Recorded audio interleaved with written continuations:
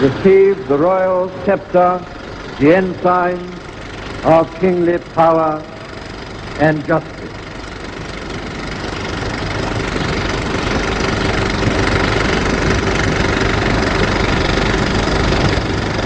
Receive the rod of equity and mercy.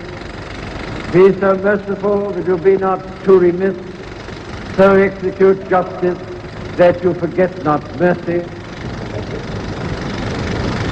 O God, the crown of the faithful, bless, we beseech thee, this crown, and so sanctify thy servant Elizabeth, upon whose head this day thou dost place it for a sign of royal majesty.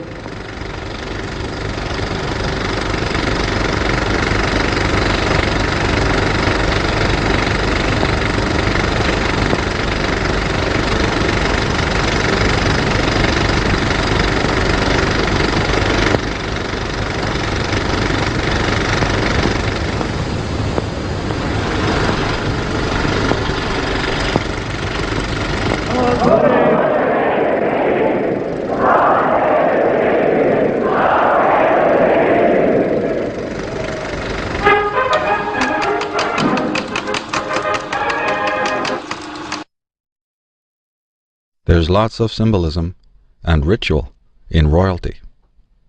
But where does it come from? That's the question.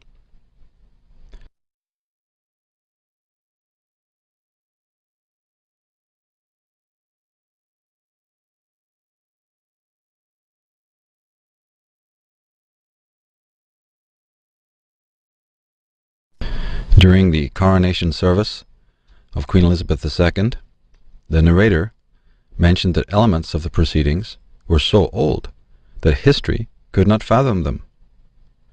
Well, this obviously implies that the symbolism reaches back farther than the origins of Christianity. It also means that the ceremony is not wholly Christian, even though it appears so on the surface. Indeed, the name Britain does not come from the Hebrew, but from the Phoenician. In fact, the Hebrew language comes from the Phoenician. The name Britain derives from Baratana, a name which referred primarily to the sea goddess of the maritime Phoenician Irish peoples. This name can also be rendered Bharat, which was a name of India, and also Para, Prat, and Parat, etc. Baratana contains the syllable Ana, meaning heavens. The symbol of the cross can be seen on the early Phoenician coins, confirming that it is not Christian in origin. America is meant to have nothing to do with royalty and aristocrats and oligarchs, and yet here, on the seal of California, we find the very same emblem, the very same symbol of Baratana that's used as an emblem for the British Isles and the British royalty. A close look at Baratana's shield shows a winged goddess with a horned headdress, another ancient pagan symbol. And when it comes to goddesses, we find that Ireland was named after three of them: Eri, Banva, and Fodla. We find that Sweden is named after the goddess Svea, and Scotland was named after the Egyptian queen Scota or Scotia. Britain, as we said, is named after the goddess Baratana. This practice of naming countries, continents, like Europa for Europe, of naming nations, cities, and towns after female goddesses or queens, is pagan in origin. It was the habit of the Western Arya or Aryans, the world's foremost spiritual aristocracy.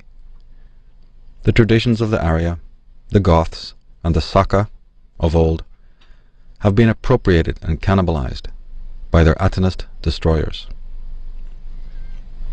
The Byzantine or Roman Empire's main symbol was the same as the Masonic double-headed eagle. Masonry, Templarism, and royalty are well and truly connected. They are all branches of Egyptian Atonism. Well, curiouser and curiouser. It is not surprising that Druidic symbols appear on the regalia of the British royals. The wand, the cup, and the plate, or the disc, originated with the 4 sacred treasures of Ireland, which also gave rise to the 4 suits of the tarot and the modern playing cards. The eagle is Atonist, although it was originally an emblem of the Arya and the Goths of ancient Britain and Scandinavia. It was and has been a symbol of royalty from the earliest times among the Irish, the Phoenicians, the Scythians, Cimmerians, Hittites, and Egyptians. Here we see the double-headed eagle on a Masonic lodge in Yorkshire, England. The double-headed eagle can be seen on many Masonic lodges throughout the world. Here we see it again on Albert Pike's memorial in Washington, D.C. And we discussed Albert Pike and his backers in part 1 of this program. Here we see the American eagle and the emblems for Georgetown University. Which one controls the other, we ask? Wasn't George a famous king of England? And why are there stars and Druidic oak leaves around a Jesuit emblem? The eagle stands for the capital letter A, the signature of Aton and the Atonists. As we saw in part 1, most of the regalia and symbolism of the Freemasons and the Knights Templars and the symbolism of royalty has to do with Egypt. Many Masons wear the compass and rule. They lionize and revere the Egyptian pharaohs, Thutmose and Akhenaten, and they revere the symbol of the 3, which of course originated with Druidism, but was certainly used to great effect in Egypt. The design of the pyramid, for instance, being based on the harmonies of 3 and 4. And speaking of strange symbols, we might ask why there is a skull and bones symbol on the tunic of a member of the Knights of Columbus. This is a Jesuit Catholic order created in the 1920s, to which many U.S. politicians and public figures belong. In part 1, we traced the history of the skull and bones and its parent orders of Europe. Here we see the lion, which is seen on the heraldry of England. It too is primarily Atonist. The Atonist solar eagle has been used by the United States and the Atonist lion by Britain. The MGM logo, the British East India Company logo, and the Knights Templar emblem, even the flag of Richard I, the so-called Lion Heart, seen there on the bottom right, became the symbol of England. And we note the fact that it's 3 lions, 3 again being the sacred number of Druidry. Above we see Akhenaten, the original king of the Jews, the original Lion of Judea. Now the lion was also considered a protector of sacred places. This included locales, hence the position of the Sphinx in Egypt. The whole of Egypt was sacred, and so the protecting lion is there, presiding over the land. But sacred locales included buildings such as shrines, temples, government buildings, and stately houses. So it's strange that we should find the lion on British heraldry and on the door of number 10 Downing Street. Is there something sacred about this address? We're being told that there is. Here we see, as we did in part 1, the image of the lion discovered at Amarna, the city of Akhenaten. And across the river from Amarna lay Malevi, the city of the Levites. The so-called Levites, Judites, or Israelites, were none other than the notorious Hyksos pharaohs of Lower Egypt. They were not a ragtag bunch of slaves, as generations of lying historians and clergymen have falsely proclaimed. Although it is possible that the Hyksos originated in western climes, they were enemies of the Egyptian Ammonists and the British Druids.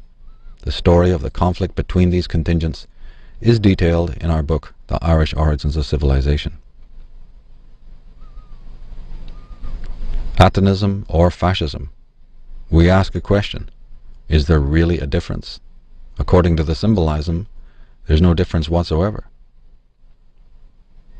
Here on Buckingham Palace, the symbols, the ancient symbols of the lion and the unicorn, they represent Leo and Cancer. The great gates.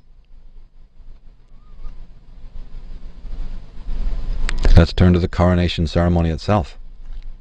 To day one. Outside the gates of the palace is the roundabout that represents the celestial zodiac. The Queen's carriage drives around the structure and proceeds along Pall Mall. Notice the pyramidical design right outside the gates of Buckingham Palace. Just like at Washington, D.C. and at other sacred cities, we find the sacred ancient symbols, and particularly we notice the Egyptian symbolism. The carriage makes its way to the entrance of Westminster Abbey. This building is not to be confused with Westminster Cathedral. Outside the Abbey was the royal crest depicting a lion and unicorn. The pale white unicorn is an ancient symbol for the moon. It also represents the Judaic house of Ephraim, or more correctly, the followers of the pharaonic house of Aton, symbolized by the red lion.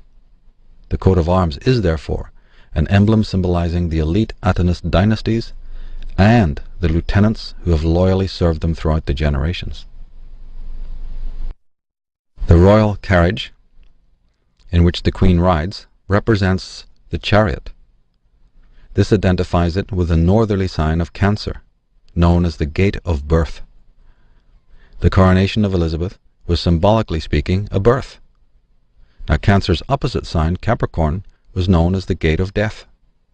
A stellar or astrological rite was covertly performed during the coronation ceremony of Queen Elizabeth II on June 2nd, 1953, in the sign of Gemini. She became queen of 16 countries and the most powerful head of state in the world. But she is merely a placeholder for another. After all, in the coronation ceremony, the queen is referred to as the maintenancer of the realm.